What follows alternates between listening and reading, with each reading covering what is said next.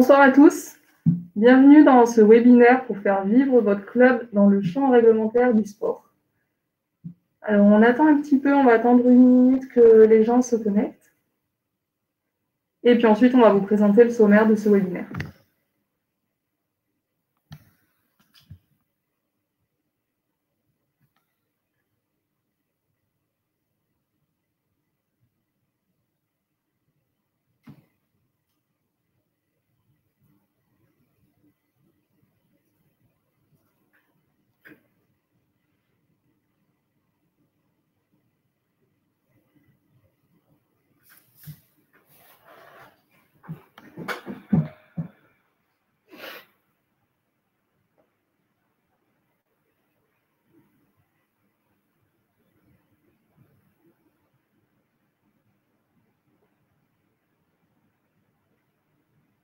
Bonsoir, on va commencer donc le webinaire, on voit à peu près que tout le monde est connecté.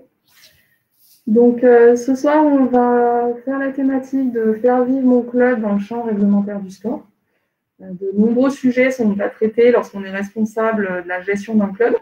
Notre rôle en tant que fédération est de vous informer de la réglementation et de vous accompagner en vous donnant les moyens et outils pour la respecter. Donc, le webinaire va s'articuler sous 3 parties. Donc, la première, on vous propose de vous présenter le cadre à respecter pour assurer la sécurité des pratiquants. Puis ensuite, on vous présentera le dispositif de contrôle d'honorabilité qui est entré en vigueur le mois dernier. Pour terminer ensuite sur les avantages apportés par les services fédéraux qui contribuent à la protection de votre structure. À chaque fin de partie, on fera des pauses pour répondre aux questions sur le chat. Il est à droite de votre écran. N'hésitez pas à l'utiliser et à poser vos questions tout au long de la présentation. Donc ce soir, on est 2 intervenants. Je vous présente Thomas Thibault, DTN adjoint de la Fédération française Sport pour tous et responsable du pôle accompagnement territorial. Bonsoir à tous. Je vous présente du coup à ma gauche Chloé Sedno, qui est responsable de projet, notamment sur l'extranet, les assurances et puis l'honorabilité qui sera abordée au cours de cette visio. On va démarrer donc par voilà, la prochaine diapo. On va démarrer par aborder la sécurité réglementaire des associations, avec un mot préalable qui est de dire que la réglementation du sport en France est uniquement vouée à améliorer la sécurité des pratiquants et la sécurité des pratiques sportives. Comme vous le savez, on a un pays qui est très particulier en termes de réglementation sportive, qui est très largement plus restrictif que dans les autres pays. Il n'y a qu'en Chine, par exemple, qu'il y a une obligation de diplôme pour les animateurs sportifs. Et c'est le cas pour beaucoup de choses. La France tenant cette réglementation sur un argument central qui est c'est une activité trop sérieuse pour être fait n'importe comment. Et donc, on met des garde-fous qui permettent d'assurer la sécurité. Cette sécurité-là, elle est bordée par la réglementation et parfois, quand ça fait trop longtemps qu'on n'a pas entendu les messages ou quand on est pris par le jour de la pratique sportive, on peut être amené à oublier certains éléments réglementaires ou le rappeler est nécessaire. Et donc, c'est un peu le sens aussi de cette visio-là, de vous rappeler ou de vous faire connaître, pour ceux qui ne le savent pas, les éléments réglementaires qui vous impactent directement, mais tout en ayant un rapport à votre pratique sportive. Donc, n'hésitez pas à poser vos questions individuelles et qui sont correspondant à vos problématiques directes. C'est le but de répondre à vos questions aussi et pas que de dérouler notre présentation PowerPoint. Donc, pour démarrer, il y a toute la réglementation du sport et intégrée à un gros livre rouge qui est le Code du sport, qui recoupe toutes les lois qui touchent au sport, au dopage et à tout ce qui a trait de près ou de loin au sport. Le premier article de ce Code du sport place les activités physiques et sportives comme un élément important de l'éducation, la culture, l'intégration et la vie sociale. que les activités sportives contribuent à la lutte contre l'échec scolaire, la réduction des inégalités et la santé. Ça place les activités sportives comme un outil au service de missions de service public comme la santé, la lutte contre les inégalités. Et donc, le sport est un levier pour améliorer la vie de la société. Et cet article 1, il est important parce qu'il correspond à 90% à l'article 1 des statuts de la Fédération Sport pour tous.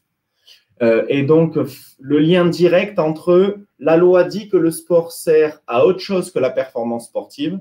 Et nous, à la Fédération Sport pour tous, c'est quasiment notre projet fédéral de se servir du sport pour faire autre chose, pour faire du loisir, du bien-être, de la santé et de l'éducation.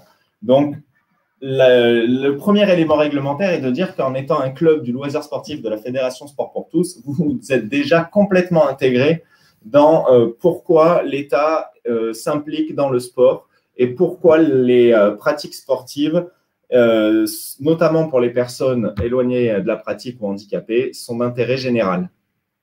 Cette notion d'intérêt général place le sport comme une activité particulière avec un regard particulier de la loi et du fonctionnement de l'État. Et la réglementation, donc, se décline à partir d'un agrément qui est attribué à des fédérations sportives qui garantissent à l'État leurs valeurs démocratiques et leurs valeurs de fonctionnement et qui, donc, permettent à ces fédérations de mettre en œuvre les missions de service public et donc d'accéder aux subventions, aux agréments, à tout ce qui touche à l'activité du service public national. Et donc, toutes les règles sont mises en œuvre et contrôlées par le ministère chargé des sports qui veille au respect des lois qui s'adressent soit aux éducateurs sportifs, soit aux associations sportives. Les éducateurs sportifs sont les animateurs qui sont dans vos clubs et qui peuvent être bénévoles ou rémunérés. Aujourd'hui, la seule obligation différente entre les bénévoles et les rémunérés se situe sur l'obligation de qualification. L'obligation de qualification est l'obligation de détenir un diplôme qui permet l'encadrement des activités sportives. Vous verrez qu'à chaque fois, vous avez à noter les articles du Code du sport qui sont inhérents à l'obligation dont on parle. Vous pouvez vous y référer sur les sites Légifrance notamment, mais également, si vous voulez nous poser des questions en direct, il n'y a pas de problème. On vous enverra la présentation. Vous y aurez accès avec des annexes qui préciseront tous ces éléments réglementaires. Donc, l'obligation de qualification, c'est pour être rémunéré, il faut avoir un diplôme. Ce diplôme garantit les compétences en matière de sécurité et permet à l'État de contrôler la liste des personnes qui sont titulaires de ces diplômes-là. C'est par la déclaration de l'éducateur sportif, puisque l'éducateur sportif a une obligation de déclaration qui se fait sur une plateforme dédiée, qui est la plateforme EAPS, éducateur des activités physiques et sportives, et qui permet l'obtention de la carte professionnelle, qui est obligatoire pour tout animateur sportif. Ce lien entre la déclaration et la qualification sert notamment à l'État de contrôler l'honorabilité des éducateurs sportifs. L'honorabilité, c'est le fait de ne pas avoir été, condamné pour crimes et délits qui sont tous les crimes et des délits qui sont spécifiques aux violences aux personnes, aux mœurs et à la mise en danger d'autrui. C'est une classification très précise qui interdit l'accès à des responsabilités d'éducateurs sportifs. Et donc, on a donc pour l'animateur sportif rémunéré son obligation de diplôme, son obligation de se déclarer et le contrôle inhérent à cette déclaration sur son honorabilité. L'animateur sportif rémunéré a également une obligation de porter secours puisqu'il est titulaire d'un PSC1, il est obligé d'avoir une démarche active pour les secours d'une personne qui sera en difficulté. L'animateur sportif a également l'obligation d'être assuré par sa structure et de respecter l'obligation générale de sécurité qui est une obligation plus informelle, plus sur la qualité des démarches et qu'on verra juste après.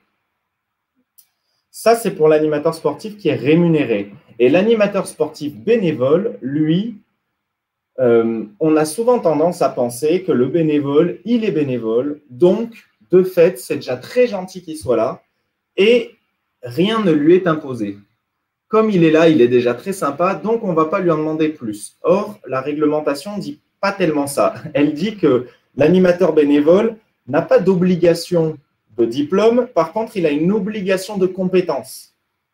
On ne peut pas nommer bénévole quelqu'un qui n'est pas compétent dans l'activité qu'on lui propose d'encadrer.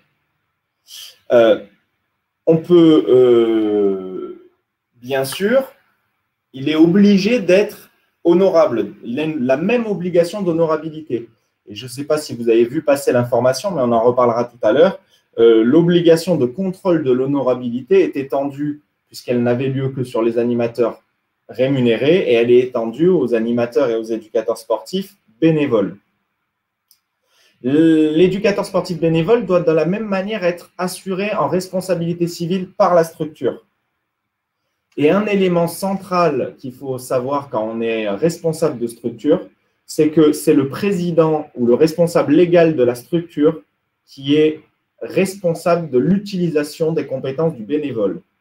C'est-à-dire qu'un gérant de club, un président d'association qui confierait un groupe à un animateur bénévole qui a commis des infractions du type de celle qui pose un problème pour l'honorabilité ou qui a un problème d'incompétence dans sa gestion de l'animation est in fine responsable de tous les agissements de cet animateur bénévole. L'animateur bénévole, ce n'est pas parce qu'il donne un coup de main qu'il faut lui donner toutes les responsabilités qu'il demande, puisque les présidents et les responsables de structure sont responsables de leur activité. C'est important parce qu'on a tous pratiqué du sport dans des conditions qui parfois pouvaient prêter à discussion. Et parfois, l'argument, c'est de dire « oui, mais la personne est bénévole, donc c'est déjà bien ». Il faut faire attention entre le « c'est déjà bien » et « c'est pas assez ». Il faut trouver le juste milieu. Et donc ça, c'est les obligations qui sont les obligations des personnes, des éducateurs sportifs. En face, il y a les obligations qui sont celles de la structure, de l'association ou de la salle de remise en forme ou de la structure privée ou de l'auto-entrepreneur en tant que structure.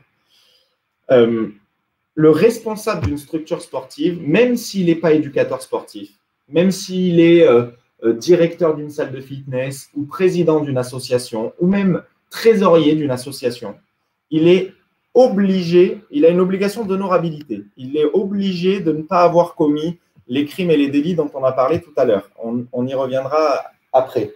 Ça s'applique donc à tous les dirigeants d'une association et à tous les éducateurs sportifs. La structure sportive a également une obligation de souscription à un contrat d'assurance qui couvre sa responsabilité civile, celle de ses encadrants et celle des pratiquants. C'est un élément important puisque beaucoup des personnes qui ne s'affilient pas à une fédération sportive, ce n'est pas votre cas forcément puisque vous êtes là, mais c'est souvent l'argument, c'est à quoi sert la licence, à quoi sert la fédération.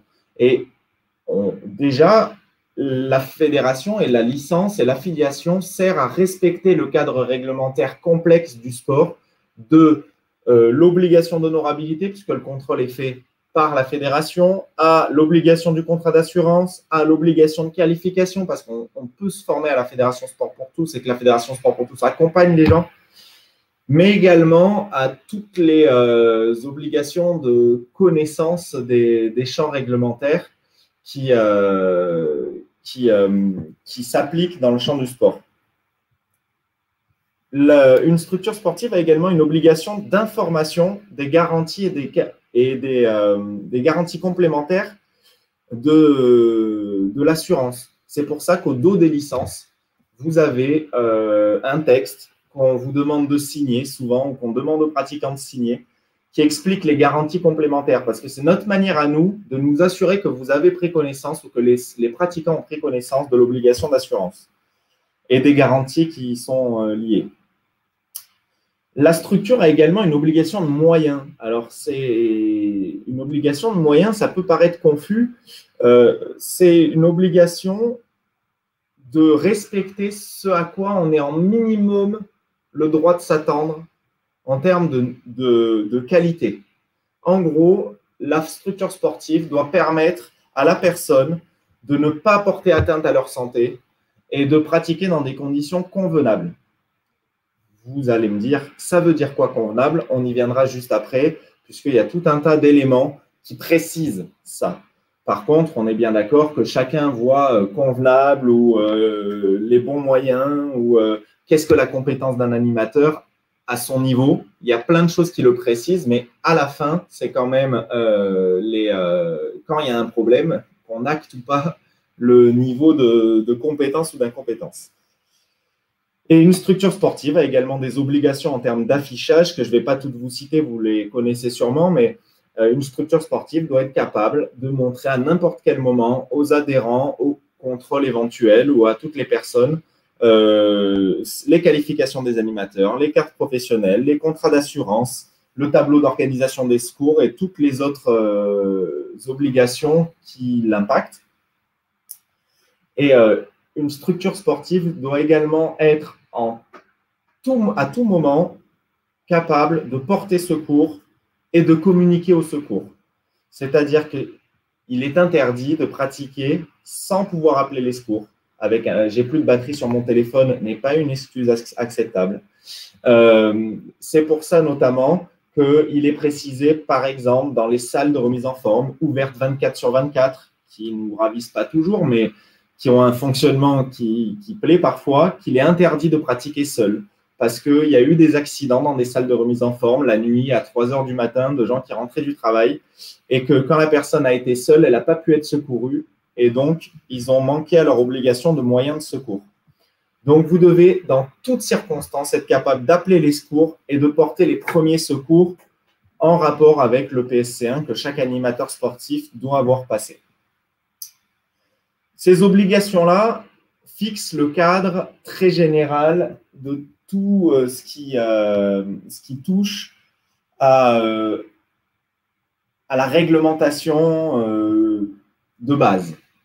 Par contre, il y a une réglementation un peu plus fine qui va répondre à la question de Audrey Franceschini sur comment on mesure la compétence d'un animateur bénévole.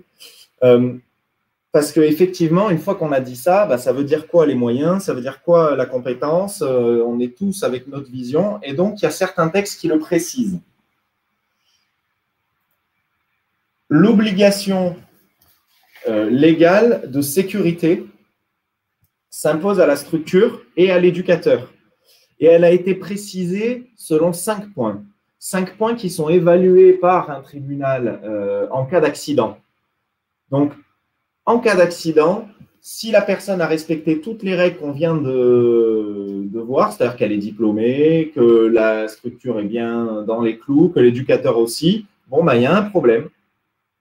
On va voir si l'obligation générale de compétence a été mise en œuvre. Et donc, on va vérifier, le tribunal va vérifier si les pratiquants étaient aptes à pratiquer ce que vous leur avez proposé ou ce que le club leur a proposé.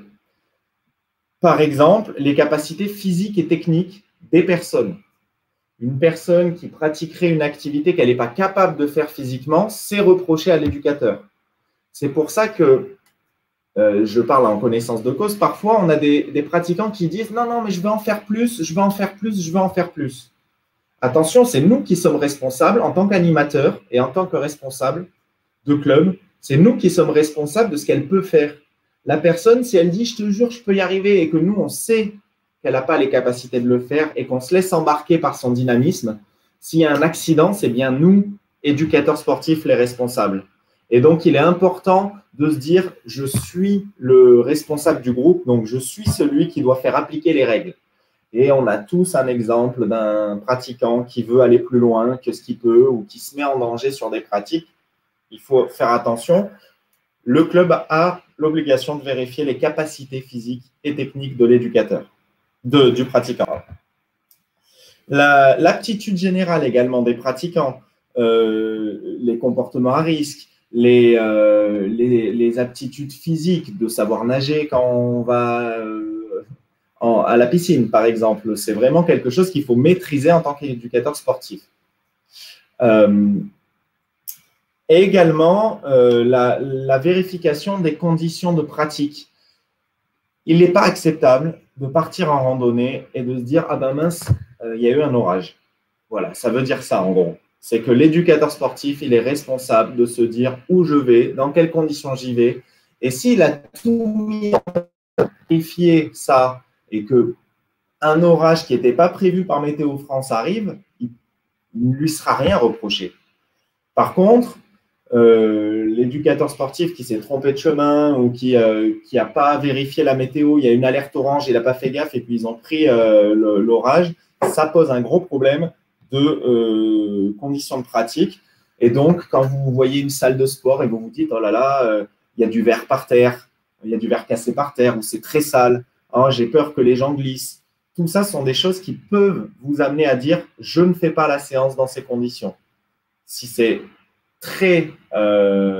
bien sûr, ça n'arrive pas souvent, hein, il ne faut pas s'arrêter dès qu'il y a un petit souci, bien sûr. Mais s'il y a un accident et que vous pensez que c'est possible qu'il y ait un accident, faites attention, ça peut vous être reproché. Deuxième axe, c'est l'encadrement. L'encadrement doit être expérimenté et qualifié, y compris le bénévole. C'est-à-dire qu'une personne qui n'a jamais pratiqué l'activité qui l'encadre, ou une personne qui ne sait pas monter à cheval et qui propose de l'équitation, ou une personne qui va faire des mouvements qui sont dangereux elle-même, ça pose un problème de compétence de l'éducateur, qu'il soit bénévole ou pas. C'est-à-dire que le tribunal, dans un deuxième temps, va dire « D'accord, quel est votre niveau technique? À vous, pour encadrer. » Bien entendu, ce niveau technique, il est comparé par rapport au niveau des pratiquants. Si vous faites une activité de renfort musculaire à un niveau expert, il faut avoir un niveau technique important. Si vous faites de l'initiation à la gym douce, bien entendu qu'il faut avoir un niveau technique bien moindre dans l'activité. Vous voyez la différence entre j'encadre des experts et il faut que j'ai un niveau technique qui me permette d'aller au niveau que je souhaite. Si je suis sur de l'initiation du loisir, mon niveau technique peut être très moyen, voire faible. Sachant que il y en a pour tout le monde et que l'animation de public enfant sur des sports collectifs, par exemple, ne nécessite pas d'être un technicien de l'activité à chaque fois. Il nécessite d'avoir des petites connaissances de jeu avec ballon qu'on transpose à tous les sports collectifs.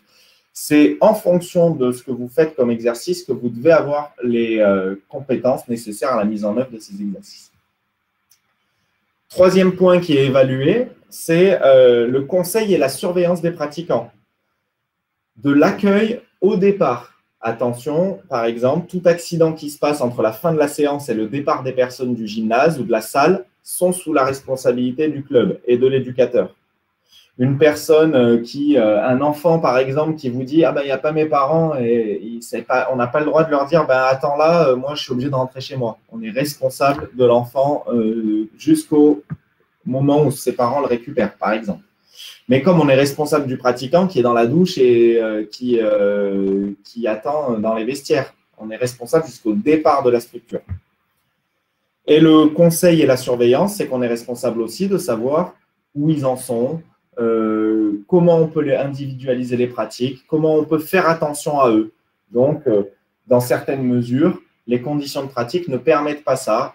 J'ai déjà vu des pratiques où il y avait 100 pratiquants pour un éducateur. Est-ce que la personne peut surveiller les pratiquants? Je suis sûr que non. À 100 pratiquants, elle ne peut pas surveiller les pratiquants. Donc, s'il y a un accident, elle est in fine responsable de son manque de surveillance. Ce qui nous amène au point 4, l'encadrement en nombre suffisant en fonction des activités et du public. Bien entendu, il y a beaucoup moins de risques à faire des activités douces en salle qu'à faire du VTT, bien entendu. Donc, il faut beaucoup plus d'éducateurs en VTT en sortie en extérieur que sur du stretching en salle, par exemple, bien sûr. Et le comportement en cas d'accident peut être aussi évalué, à appeler le bon numéro, bien réagir sur le coup, pour vérifier si l'animateur sportif a pu, dans le cadre de ses compétences, mettre en place toutes les démarches. Ça ne veut pas dire qu'il ne faut pas qu'il y ait d'accidents, parce que bien entendu, le sport en soi, c'est une prise de risque et il y a des accidents, c'est comme ça. Ça veut juste dire qu'il faut que l'animateur ait des compétences nécessaires à faire au mieux. Et après, c'est pour ça qu'il y a des assurances de responsabilité civile qui font que le pratiquant, il va faire le mauvais mouvement ou il va manquer son mouvement et il va se blesser. Et ça, par contre, voilà, ce n'est pas inhérent à l'animateur. Mais il y a des choses qui sont clairement écrites pour vérifier les compétences d'un club et d'un éducateur. J'ai une question. Oui. Alors, point 2, des obligations légales sur l'encadrement expérimenté et qualifié. Pour les bénévoles, comment faire si la fédération ni aucune autre structure ne propose de stage pour le sport pratiqué? L'expérience suffit-elle? Alors, on est bien d'accord que là, on est sur quelque chose qui est hyper intuitif. Il n'y a pas marqué telle formation pour telle compétence. C'est à l'animateur de se dire « je me sens qualifié pour encadrer cette activité ou pas ». Et surtout, cette activité par rapport à ce niveau, par rapport à ce nombre de pratiquants, par rapport à cette situation bien spécifique. En gros, oui, l'expérience suffit pour la pratique technique, mais elle peut nécessiter des qualifications qui sont en dehors de la fédération. S'il n'y a aucune structure qui le propose, à ce moment-là, peut-être qu'il faut compiler des expériences et des compétences sur d'autres types de formations en se disant mon activité, ça touche au corps, donc je vais faire une formation sur de l'anatomie ou je vais faire une formation sur du renfort musculaire parce que ça va me parler en termes de mobilisation du corps. Ce qui est sûr, c'est qu'il faut avoir un niveau technique dans l'activité qui permet d'encadrer les pratiquants et qu'il y a dans ce message aussi un message qui est de dire tout ne peut pas être réglé par la réglementation. Et encore heureux, parfois on est un pays où beaucoup de gens disent pourquoi il y a autant de cadres. Donc on ne peut pas tout flécher avec des diplômes et des règlements. Il faut aussi se dire oui, je suis compétent et ça, je peux le faire parce que j'ai le niveau. Il ne faut pas toujours se remettre en question et donc se dire mon expérience personnelle me permet d'encadrer ça en toute sécurité. Donc, il n'y a pas de réponse fixe. L'expérience, oui, elle suffit en fonction de l'aisance avec laquelle vous mettez en place les activités. Et y a-t-il un nombre maximum d'adhérents par animateur? Alors, il n'y a pas de nombre maximum par animateur. Ça existe dans le cadre de la réglementation des accueils collectifs de mineurs, qui est une autre réglementation. Confondez pas, parce que je sais que souvent il y a une confusion, pas plus de 12 pratiquants par animateur. Ça, ce n'est valable que dans les centres sociaux, les maisons de quartier, tout ce qui est issu des accueils collectifs de mineurs. Le club sportif n'a pas de règle. La seule règle, elle est écrite dans la diapo là, encadrement en nombre suffisant. Vous allez me dire, ça veut dire quoi? Ça veut dire en nombre suffisant. Vous êtes avec un public, avec un haut niveau technique, vous êtes forcément moins obligé d'être en surveillance et nombreux en encadrement. Par contre, vous faites une activité pilate ou très centrée sur la contraction musculaire et il faut être capable de vérifier les postures de chacun.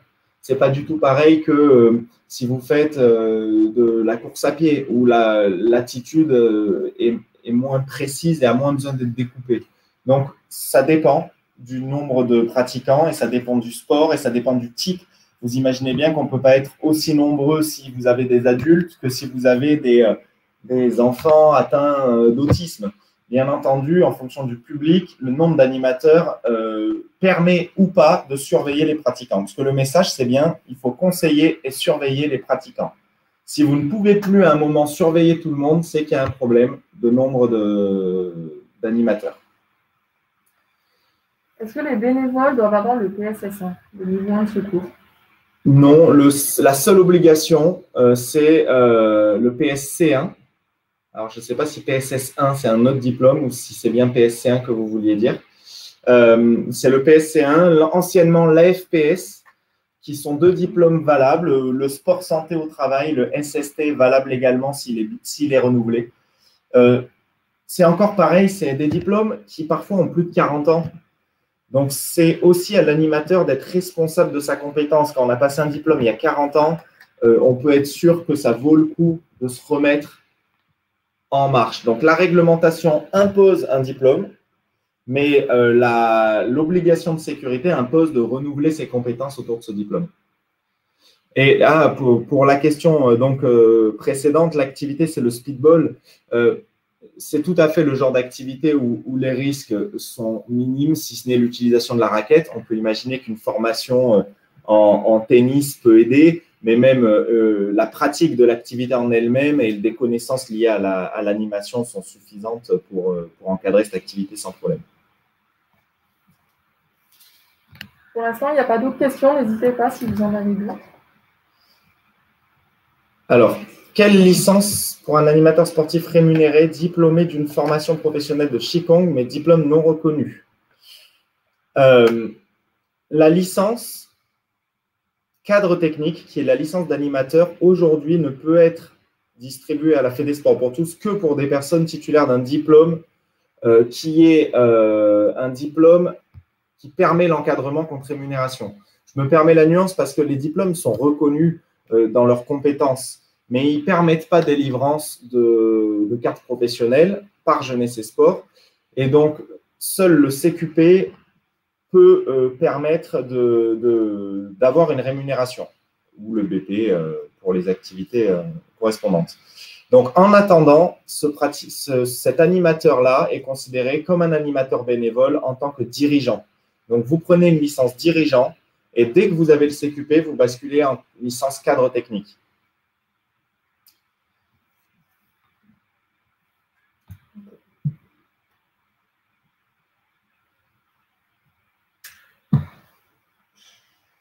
Je vais laisser la parole maintenant à ma collègue s'il n'y a pas d'autres questions, et puis on vous mettra en annexe d'autres documents pour préciser notamment les conditions matérielles des salles. Yes, merci. Alors maintenant, on va faire un focus sur l'honorabilité, dont Thomas a abordé la question tout à l'heure en présentation. Donc la lutte contre les violences dans le sport, qui a été réaffirmée en début d'année 2020, a mis en évidence la volonté de généraliser ce contrôle d'honorabilité dans toutes les associations sportives. En effet, le Code du sport mentionne que les activités exercées, donc d'éducateurs sportifs et d'exploitants d'un établissement d'activité physique et sportive, sont interdites aux personnes qui ont fait l'objet d'une condamnation pour crime ou certains délits. Donc, le public concerné, éducateurs sportifs, ce sont les animateurs bénévoles, donc les moniteurs, les entraîneurs, comme plusieurs termes les nomment. Les exploitants d'un établissement d'activité physique et sportive, ce sont les dirigeants du club, donc les membres de votre bureau et les membres du comité directeur. Donc, quel est le dispositif mis en place? Donc, c'est mis en place par les services de l'État. Ce n'est pas la fédération qui initie ce contrôle d'honorabilité, c'est bien l'État. Et donc, le ministère de la Justice s'assure que les encadrants ne se trouvent pas dans une situation d'incapacité. Donc, comment fait-il? C'est en vérifiant le fichier judiciaire national automatisé des auteurs d'infractions sexuelles ou violentes, et ainsi que le bulletin numéro 2 du casier judiciaire. Donc, toutes ces données-là ne sont pas recueillies par la fédération. Nous, on doit envoyer les données donc, de nos encadrants et dirigeants bénévoles. Et ensuite, c'est les services de l'État qui font cette vérification sur ces deux fichiers. Alors, quelles sont les données indispensables pour opérer ce contrôle? Alors, c'est celle qui se présente à votre écran. Donc, la civilité, nom, prénom et date de naissance, ce sont des données qu'on a déjà pour tous nos licenciés lors de la prise et du renouvellement de la licence. Et s'ajoute maintenant, pour opérer ce contrôle, le nom de naissance qui devient obligatoire et le lieu de naissance qui est maintenant ajouté. Donc, on a besoin du pays et de la ville de naissance. Donc, ces données-là sont obligatoires. Le droit d'opposition ne s'exerce pas à ce type de traitement. Donc, tous les dirigeants et les animateurs bénévoles sont dans l'obligation de vous les transmettre. Si l'identité, alors une fois qu'on a toutes ces données-là et qu'on les envoie au service de l'État, le service de l'État vérifie avec le répertoire national des personnes physiques que les personnes existent bien. Si ces personnes-là ne sont pas dans le répertoire, la fédération va avoir une notification et on va revenir vers vous pour vérifier vos données et pour vous demander un extrait d'acte de naissance. Donc, veillez bien à vérifier les données, hein, surtout la civilité. Il y a pas mal d'erreurs qu'il faut bien vérifier, et les orthographes dans les noms, nom de naissance et prénoms. On a une question. Ouais. Quelle est la licence qu'il faut prendre pour les bénévoles dans un club sportif? Alors, les bénévoles, il y a une licence qui leur est dédiée, c'est la licence dirigeant. La licence dirigeant permet de les assurer sur toutes leurs activités bénévoles au sein du club en responsabilité. Et s'ils pratiquent en même temps, ça les assure également dans la pratique. Donc vraiment privilégier la licence dirigeant qui permet d'assurer plus qu'un pratiquant. Donc tous les dirigeants de club sont sur des licences dirigeants et les animateurs bénévoles également. C'est ce qu'on a vu tout à l'heure. Lorsqu'il n'y a pas de diplôme, on vaut mieux privilégier la licence dirigeant pour les animateurs bénévoles et non pas la licence pratiquant.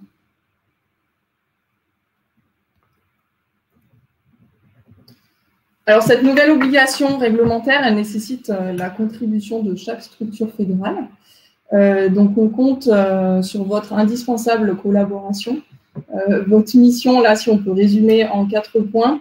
Donc, premièrement, il y a informer vos animateurs bénévoles et vos dirigeants qui vont faire l'objet d'un contrôle d'honorabilité. Donc, on va envoyer les données qui vous ont été projetées précédemment au service de l'État.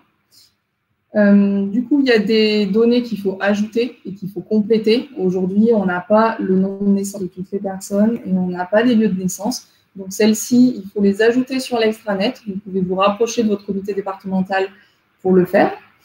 Et souscrire une licence pour chaque membre de votre club.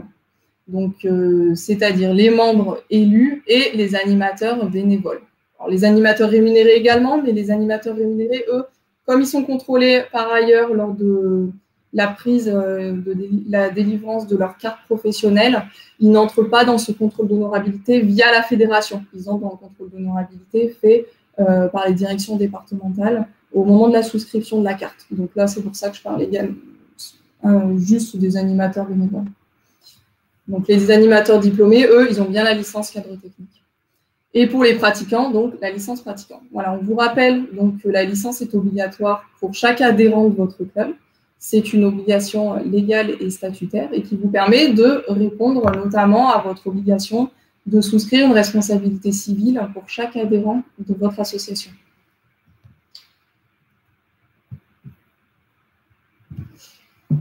Et le quatrième point que je voulais vous évoquer par rapport à votre mission, c'est la démarche progressive. Là, on vous demande de remplir plusieurs données directement sur l'extranet ou de vous rapprocher de votre comité départemental. Et l'idée, c'est que ce soit une démarche progressive. Hein, ce n'est pas à l'instant T, ce n'est pas dès demain. C'est là, d'aujourd'hui jusqu'à la rentrée 2021. L'idée, c'est qu'on puisse avoir des fichiers complets sur septembre et octobre, puisque ça va être plus simple d'aller chercher les informations au moment du renouvellement de la licence de vos adhérents. Donc, pour vous accompagner dans ce dispositif, on vous a envoyé un mailing donc, à tous les clubs qui a été envoyé le 29 janvier 2021. Donc, si vous ne l'avez pas reçu, vous revenez vers nous pour que je puisse vous le transférer. Dans cet email-là, vous aviez les publics concernés, donc animateurs bénévoles, et les dirigeants du club. Vous aviez une fiche explicative détaillée pour aller plus loin sur ce contrôle d'honorabilité. Et vous aviez la procédure extranet pour enregistrer justement les données. Voilà, il suffit d'aller sur votre extranet et sur la page d'accueil, vous avez un onglet affiliation et licence. Vous pouvez trouver tous vos licenciés et compléter les données manquantes.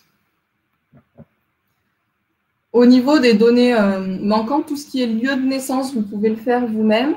Le nom de naissance également. Par contre, tout ce qui est nom, prénom et civilité, vous ne pouvez pas les modifier vous-même. Donc, si vous constatez une erreur, vous envoyez bien un mail à l'adresse qui s'affiche, licence au pluriel @sportpourtous.org, et on fera la modification pour vous.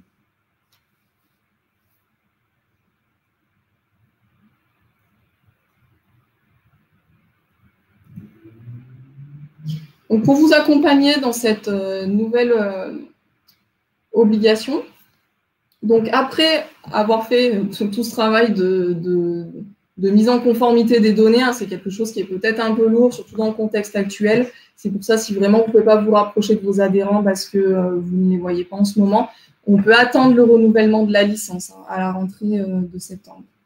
Mais une fois que ce sera fait et qu'on aura envoyé les fichiers au service de l'État, si jamais il y a un contrôle qui fait apparaître une condamnation avec situation d'incapacité, donc le préfet de votre département envoie directement une notification à la personne contrôlée. Vous, en tant que club, vous avez une copie de ce courrier-là. Et nous, en tant que fédération, c'est la direction des sports qui va nous informer, et on devra vérifier que cette personne-là a bien quitté les fonctions au sein de votre club. Alors, je vais vous présenter, je vais vous faire passer une vidéo récapitulative sur tout ce qu'on a dit là. Et ensuite, on répondra aux questions, n'hésitez pas.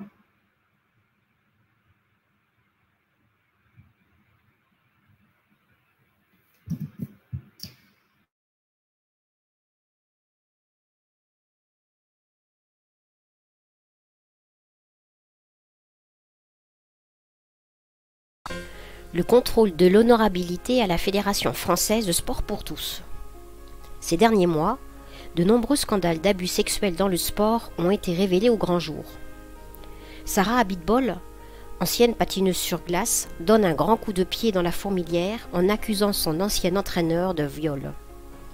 En libérant sa parole, l'ex-star de la glace a incité d'autres victimes à témoigner, elles aussi, à visage découvert, pour dénoncer les violences sexuelles subies dans le sport. Ainsi, entre pression, emprise et complicité, le sport français se trouve fortement impacté. C'est la raison pour laquelle notre ministre des Sports a pris le taureau par les cornes et a instauré de nouvelles règles avec notamment le contrôle de l'honorabilité des bénévoles dans les associations sportives et la demande pour chaque fédération de déployer une stratégie en matière de lutte contre les violences à caractère sexuel. Pour la ministre, il s'agit de bâtir un véritable cordon sanitaire autour des pratiquants. 2 référentes sont nommées au sein de la Fédération française de sport pour tous. Il s'agit de Chloé Cédeno pour le contrôle de l'honorabilité et Anne-Marie Rouchon pour la stratégie fédérale en matière de lutte contre les violences à caractère sexuel.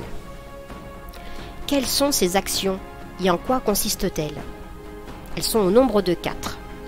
Le contrôle de l'honorabilité, l'action après connaissance de violences au cours d'une activité fédérale, la modification des statuts clubs et textes du conseil de discipline, et enfin, la formation des animateurs. Pour ce temps de présentation, nous allons uniquement nous concentrer sur le contrôle de l'honorabilité. Mais qu'est-ce que l'honorabilité? L'honorabilité recouvre une obligation légale de ne pas avoir fait l'objet d'une condamnation pénale ou d'une mesure de police administrative pour accéder à une activité sociale ou professionnelle. Qui est concerné par ce contrôle? 4 grandes familles de personnes le sont. Les éducateurs sportifs titulaires d'une carte professionnelle, les éducateurs sportifs bénévoles sans carte professionnelle, les élus, présidents, secrétaires, trésoriers des clubs, des comités départementaux et des comités régionaux de la fédération et autres membres élus, les gérants, responsables et directeurs de structures agréées à tarif licence, salles de fitness, studios pilates, auto-entrepreneurs. L'ensemble de ces personnes doivent être licenciées à la fédération. Comment le contrôle de l'honorabilité se met-il en place?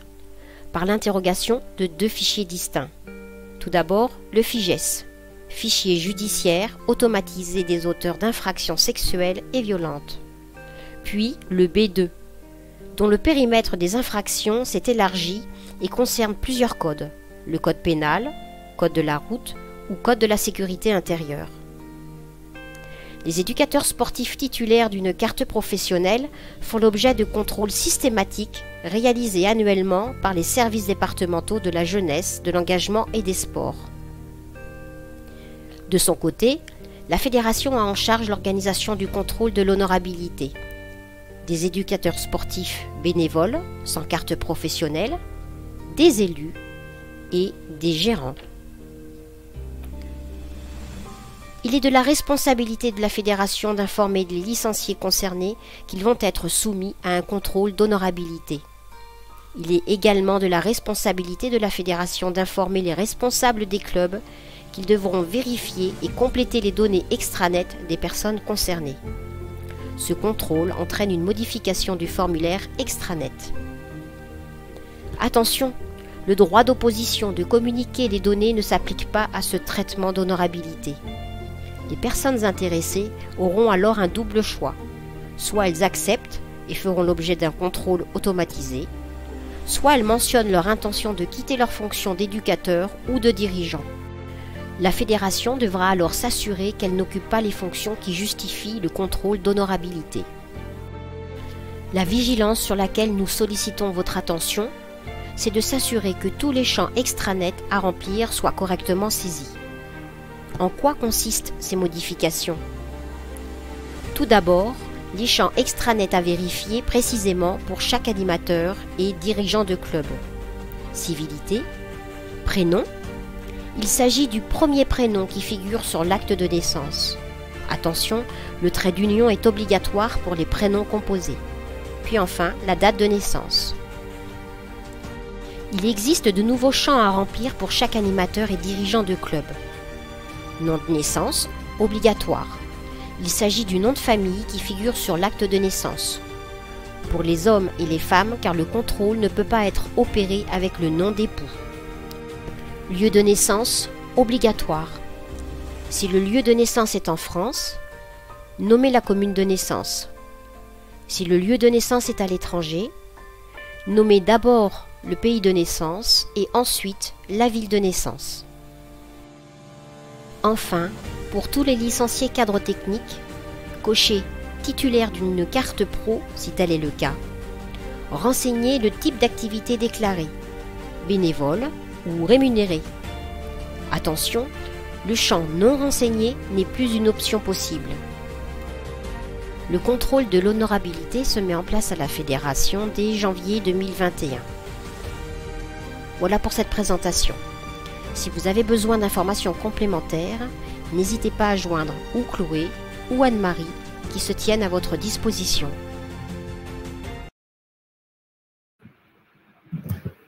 Donc, la vidéo a généré des questions que je vais poser à Chloé. Donc, il y a Guillaume qui nous pose la question quand on est licencié dans deux structures différentes, qui sont dans deux départements différents, où et comment prenons-nous la licence dirigeant? Quand on est pratiquant dans un club, dirigeant dans un autre, quelle licence on prend? Donc là, ce sont deux clubs affiliés à la Fédération française Sport pour tous, j'imagine. Donc dans ces cas-là, c'est une seule licence par fédération. Donc il faut en choisir une et il vaut mieux privilégier la licence dirigeant.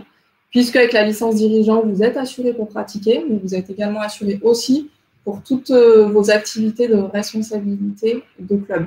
C'est-à-dire, par exemple, vous allez être assuré sur vos trajets domicile, lieu de pratique ou lieu de réunion, alors que la licence pratiquant, elle, n'assure pas les trajets domicile, lieu de pratique.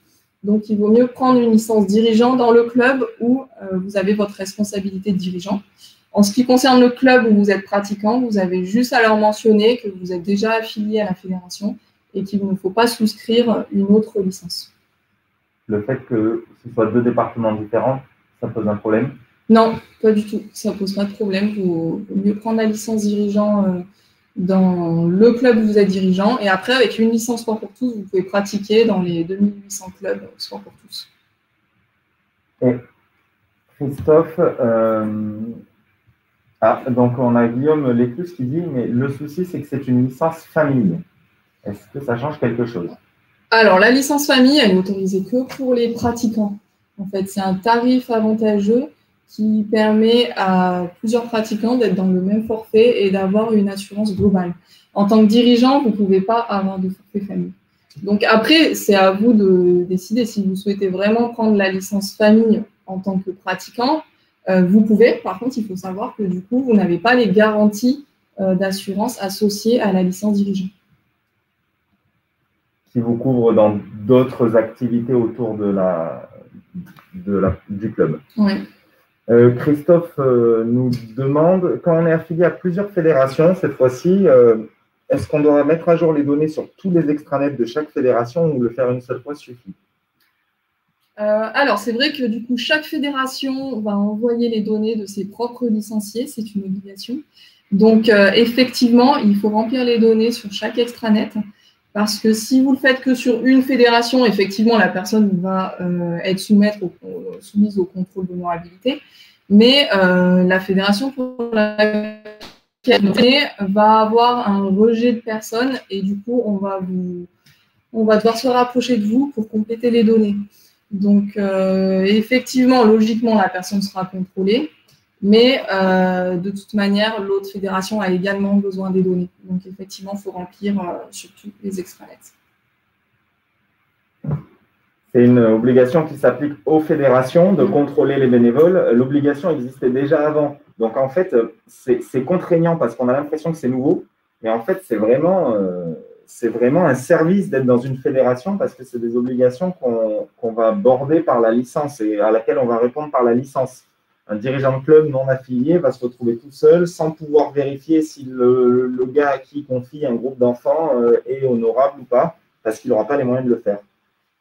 Effectivement, et nous, quand on va envoyer le fichier, on va avoir besoin de la totalité des données et nous, on n'est pas en mesure de vérifier que les données qui nous manquent pour cet animateur, par exemple, ont été envoyées par une autre fédération.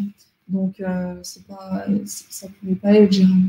Et en tant que fédération, on a vraiment une responsabilité pénale sur le fait d'envoyer les données de tous nos animateurs diplômés et de tous nos dirigeants de club. Et une question sur une double activité avec la fédé de randonnée, est-ce que c'est la même chose? Une double activité. Je ne sais pas si vous pouvez préciser peut-être la question. Mais en tout cas, s'il y a une licence sur la fédération de randonnée, il faut compléter toutes les données. Et s'il y a une licence chez nous, il faut compléter également les données.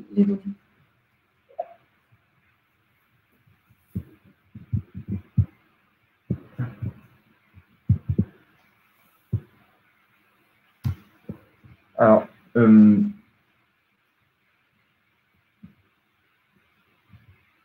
donc il y a une nouvelle question qui est: une pratiquante ayant une licence dans un autre club de la même fédération a-t-elle besoin d'une licence à notre association?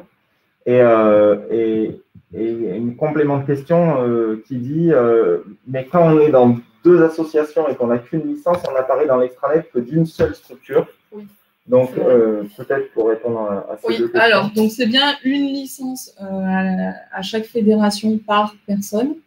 En tant que pratiquant, effectivement, c'est donc au pratiquant de choisir dans quelle association il va prendre sa licence et il apparaît que sur une association. C'est vrai, mais nous, ça ne nous pose pas de problème en tant que fédération. Vous, en tant qu'association, si vous avez besoin d'un nombre de licenciés pour faire une demande de subvention, par exemple, vous pouvez très bien ajouter cette personne-là dans vos statistiques pour valoriser le nombre d'adhérents que vous avez dans votre association. Mais en tant que pratiquant, c'est vrai qu'il y a une seule visibilité sur l'extranet club, donc du club où il y aura la licence. Par contre, pour les dirigeants et les cadres techniques, on peut très bien renseigner la fonction dans toutes les associations dans laquelle la personne dirige ou anime. Donc, si vous avez un animateur qui anime également dans 3 autres associations et qu'il a pris sa licence dans une autre association que la vôtre, vous pouvez quand même la renseigner sur l'extranet, car il s'agit d'une fonction. Donc, toutes les fonctions sont enregistrables. Par contre, les pratiquants, effectivement, vous ne l'aurez pas dans la liste de vos licenciés. Pouvez-vous nous demander une copie de la licence concernée si c'est dans un autre club? Bien sûr, il faut demander aux pratiquants la preuve qu'il ait une licence, parce que déjà, il peut se tromper de fédération. Des fois, il penserait être affilié à notre fédération via le 2e club, Et en fait, c'est peut-être pas le cas. Et du coup, ça pose des soucis d'assurance si jamais il se blesse dans votre club. Il pense être assuré alors que du coup, il ne le sera pas. Donc oui, vous lui demandez sa licence électronique qu'il a reçue par mail ou s'il l'imprime, qu'il vous la présente, tout à fait. Aucun problème. N'hésitez pas à contacter votre comité régional ou départemental, enfin votre comité départemental d'abord, et s'il n'y en a pas régional, pour avoir éventuellement la confirmation par la fédération que la personne est bien licenciée si c'est compliqué. Oui, tout à fait. Faire intervenir au comité ou nous envoyer un mail à l'adresse licence@sportpourtous.org et on pourra vérifier pour vous également. On va passer après, parce qu'on approche de l'horaire. Voilà, donc ce contrôle d'honorabilité a une finalité et un objectif qui permet donc de contribuer à la sécurité de nos pratiquants, bien sûr, et de contribuer à la qualité des clubs sport pour tous auprès du grand public. Et donc, on espère vivement que vous pourrez compléter les données et on vous demande avant et pendant le mois de septembre. Voilà, ce contrôle renforce vraiment la qualité d'encadrement de nos pratiquants.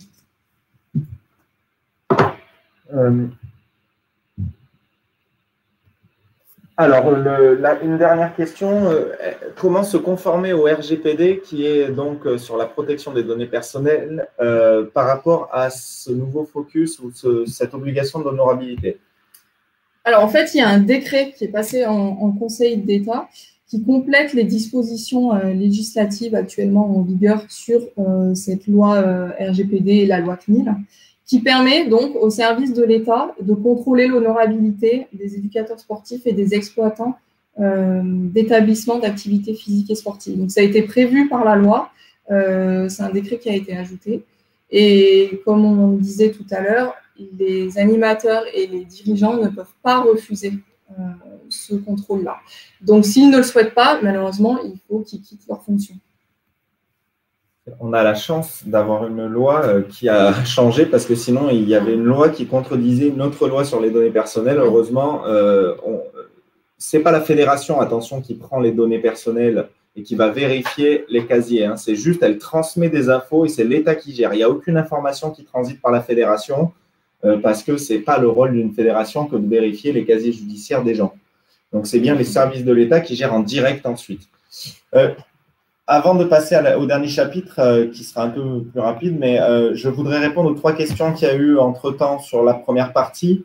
Une première question qui est, y a-t-il toujours une obligation de recyclage sur le CQP?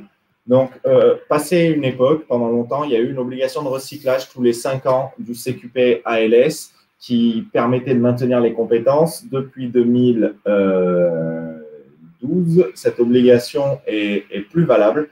Donc, plus d'obligation de recyclage. Par contre, toujours cette obligation de compétences. Donc, à chaque animateur de voir comment il peut actualiser ses compétences. Deuxième question. Y a-t-il un âge maximum pour encadrer du yoga? C'est la même réponse. Il n'y a jamais d'âge maximum. Il n'y a jamais de nombre maximum ou minimum. Il n'y a qu'une seule chose, c'est est-ce que je suis en capacité ou est-ce que la personne est en capacité de le faire. L'animateur doit savoir ce qu'il peut faire ou ne pas faire, mais aussi ce qu'il sait faire. Ce n'est pas qu'un message de dire faites attention, c'est aussi un message de dire il faut être sûr de soi. On est animateur sportif, on sait ce qu'on sait faire. Mais on sait aussi que parfois on a des failles qu'il vaut mieux pas y aller. Donc l'âge maximum en yoga correspond à jusqu'à quel âge je suis capable d'encadrer un groupe. Et quel groupe en fait. Sinon, non, il n'y a pas de limite. On peut imaginer que la condition physique et l'âge sont relatifs en fonction des personnes. Et la dernière chose, c'est mettre à jour les compétences de secourisme. Effectivement, ça peut coûter cher. Alors, on trouve des formations autour de 30 € sur certains sites. C'est des formations qui durent une journée de recyclage et qui sont délivrées par la Croix-Rouge, les pompiers, les associations sanitaires comme la Croix-Blanche aussi, qui peuvent intervenir. Et puis, parfois, dans les CREPS, vous trouverez des formations ou dans des organismes de formation privés.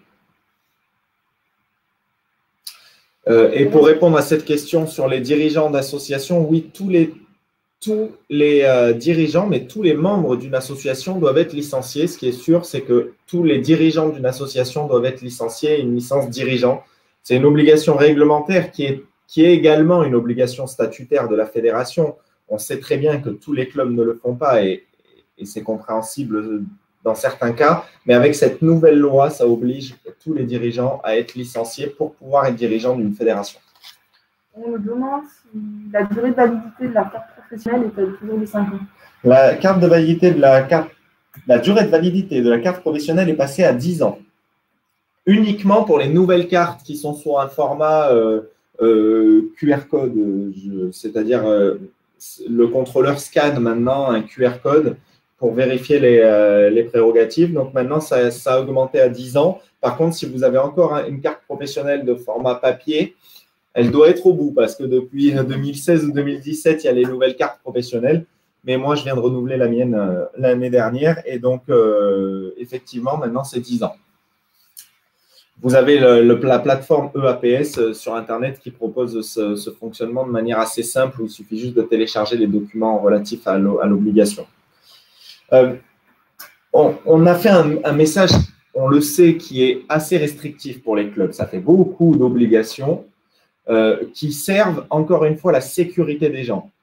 Et vous avez une chance peut-être qu'on ne mesure pas tout le temps, mais être affilié à une fédération, c'est déjà avoir accès à ces infos, comme là maintenant sur ce webinaire, même si peut-être que vous aviez la plupart de ces informations-là, c'est toujours bien d'y avoir accès.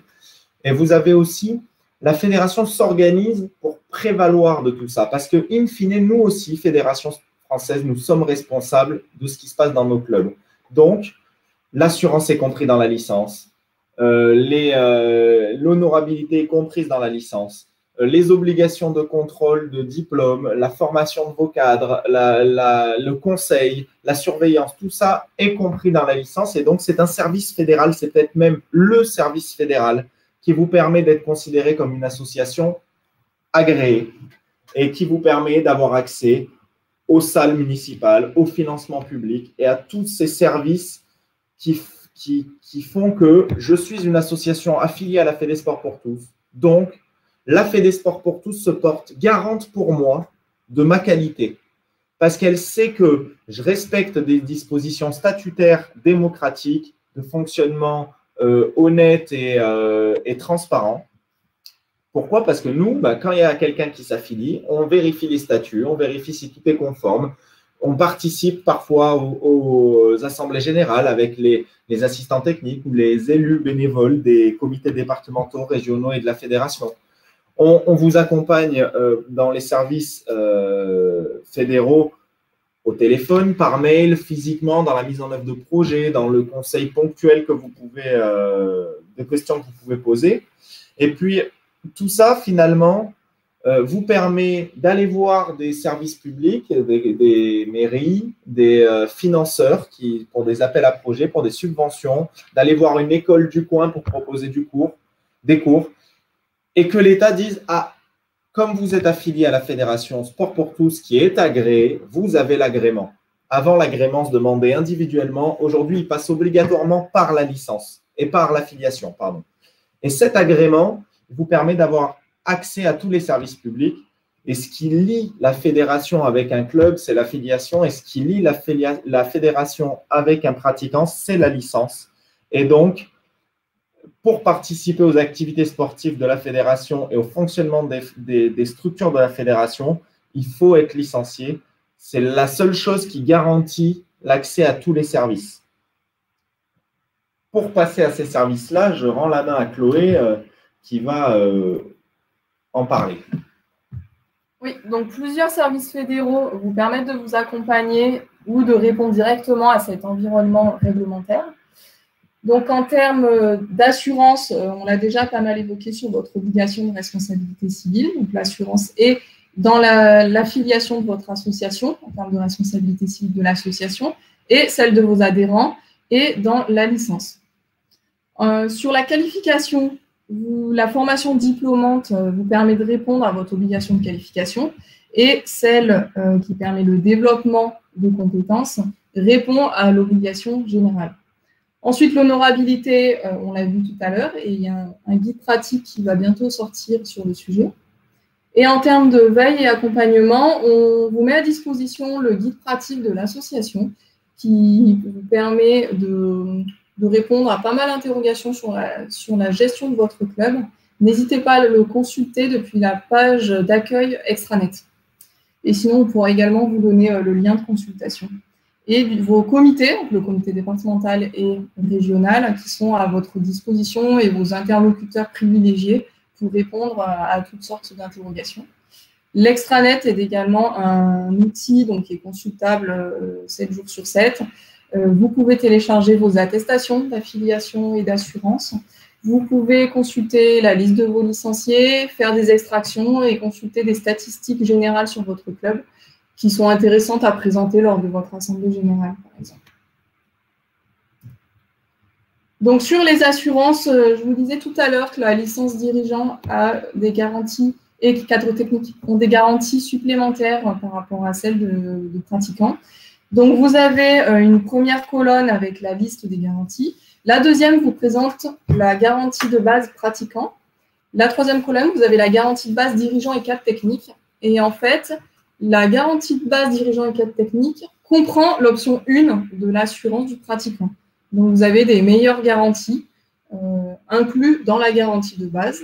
Et en plus, vous avez des services supplémentaires, notamment la protection juridique. C'est un contrat qu'on a souscrit pour les dirigeants de club. Les pratiquants n'en bénéficient pas. Donc, c'est pour ça que lorsque vous hésitez entre une licence pratiquant et dirigeant, privilégiez toujours la licence dirigeant.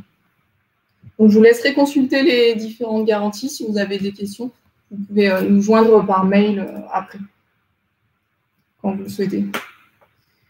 Sur l'extranet, donc ça, le premier visuel à gauche, c'est la page d'accueil de l'extranet. Vous avez normalement reçu vos codes d'accès, donc l'identifiant, c'est votre numéro de licence. Et le mot de passe, vous avez reçu par mail un lien vous permettant de le créer. Donc, si vous ne l'avez plus ou que ce n'est pas le cas, depuis la page d'accueil extranet, qui est www.extranet.org, mais qui est aussi accessible depuis le site internet de la fédération, vous pouvez cliquer sur « Renouveler mon mot de passe » si vous l'avez perdu. Donc, la page d'accueil vous présente, là on voit sur l'accès rapide vos attestations et vous pouvez mettre à jour vos lieux de pratique, renseigner, enregistrer votre planning. Et vous avez une base documentaire, donc la troisième rubrique sur le menu horizontal, qui vous permet d'accéder à plusieurs documents. Tous les documents qui sont intéressants et des modèles également, par exemple des modèles de statut ou modèles de règlement intérieur, sont consultables dans cette rubrique-là. N'hésitez pas à aller regarder régulièrement, du coup, ce qu'on met à jour assez souvent, selon les différentes nouveautés. Et sur le guide pratique de l'association, donc vous disiez qui est accessible depuis la page d'accueil de l'extranet, ce guide reprend vraiment toutes les thématiques de gestion autour de votre club sur tout ce qui est services fédéraux.